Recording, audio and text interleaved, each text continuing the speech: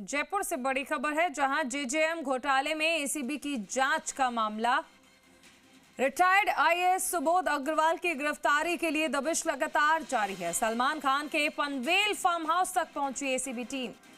हालांकि पनवेल में नहीं मिला घोटाले का आरोपी सुबोध अग्रवाल। सूत्रों के मुताबिक एसीबी को मिला था सुबोध अग्रवाल का इनपुट। पनवेल स्थित फार्म हाउस में छिपे होने का इनपुट मिला। सलमान और सुबोध ग्वालियर के एक स्कूल में पढ़े हुए। इसी आधार पर एसीबी ने इस सूचना को गंभीरता से लिया।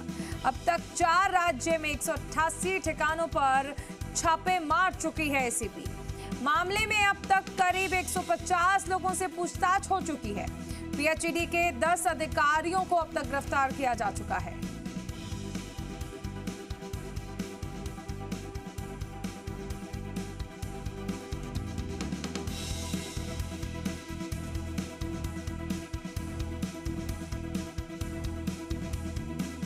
तो 4 राज्यों में 188 ठिकानों पर अब तक छापेमारी हो चुकी है।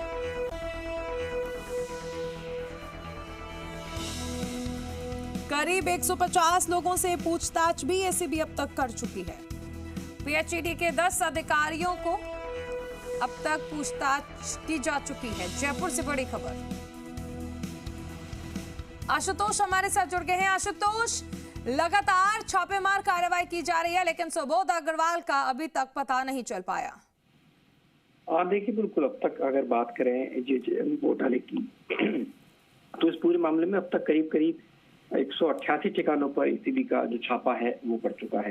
पीएचईडी के जो अधिकारी थे करीब 10 अधिकारी, उनको गिरफ्तार किया गया था। पूछताछ लंबी चौड़ी की गई है। लेकिन बड़ी बात यह है कि जिस तरीके से रिटायर्ड आईएएस सुबोध अग्रवाल पे एलिगेशन है, उन पे जो आरोप है, उनसे पूछताछ होना बहुत जरूरी है। इसीलिए जगह जगह उनके संभावित तमाम ठिकाने हैं उस पे दबिश दी गई है। एक दिन पहले एसीबी को ये सूचना मिली थी कि सुबोध अग्रवाल सलमान खान के जो मुंबई स्थित पनवेल फार्म हाउस है वहाँ हो सकते हैं। इस तरह की सूचना मिली थी क्योंकि जो ग्वालियर का एक विख्यात स्कूल है, उसी स्कूल से दोनों पास आउट रहे हैं और इसी आधार पे एसीबी को एक ये सूचना मिली थी, जिसको बहुत गंभीरता के साथ एसीबी ने लिया और मुंबई पुलिस को अपने साथ में लेके एसीबी ने एक यहाँ पे एक दबिश दी। लेकिन सुबोध अग्रवाल वहां नहीं मिले। अब एसीबी इस बात की भी तस्दीक कर रही है कि क्या जिस तरीके की इंफॉर्मेशन उनको मिली थी कि वो उस पनवेल स्थित फार्म हाउस पे हो सकते हैं, क्या वो अपने आप में सही थी या नहीं थी। इन तमाम तथ्यों को लेकर एसीबी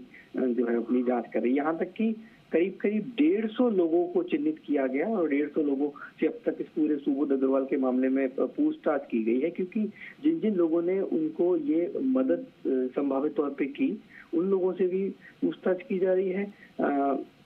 नोएडा का पोश इलाके में जो लिली फार्म हाउस है वहां पे भी दबिश दी गई है। उनके जो बेटे हैं आईआरएस मुंबई में शुभ अग्रवाल, उनसे भी संभावित तौर पे पूछताछ है वो की गई है, क्योंकि उनके साथ उनका कनेक्शन हो सकता है, वहां भी उनके पास वो हो सकते हैं। तो एसीबी की जो जांच है जेजेएम घोटाले में अब वो तेज हो चुकी है। जरूरत इसलिए भी है क्योंकि अब पूरी जांच की जो कड़ी है, जो सेंटर पॉइंट है, वो पूरी तरीके से सुबोध अग्रवाल पे आके रुक गया है। जब तक उनसे पूछताछ नहीं हो जाती, संभावित तौर पे उनकी गिरफ्तारी या आगे की जो गिरफ्तारियां हैं वो एसीबी के लिए एक बड़ी चुनौती हो सकती है और इसीलिए लगातार दबिश दी जा रही है। तो उन्हीं में सूचनाओं के हिसाब से ये जानकारी आई। आशुतोष, अभी किन और कड़ियों को जोड़कर एसीबी देख रही है? और क्योंकि ये माना जा रहा है कि क्या सिर्फ सुबोध अग्रवाल की गिरफ्तारी से ही पूरा मामला सॉल्व हो जाएगा या अभी कुछ और नाम भी रडार पर है? देखिए, पूरे मामले में पूर्व मंत्री कांग्रेस सरकार के जो रहे थे उनको जेल जाना पड़ा। पीएचईडी के अधिकारी, ठेकेदार और उच्च पदस्थ जो अधिकारी थे, उनकी गिरफ्तारियां हुई हैं, उनसे लंबी चौड़ी पूछताछ हुई है।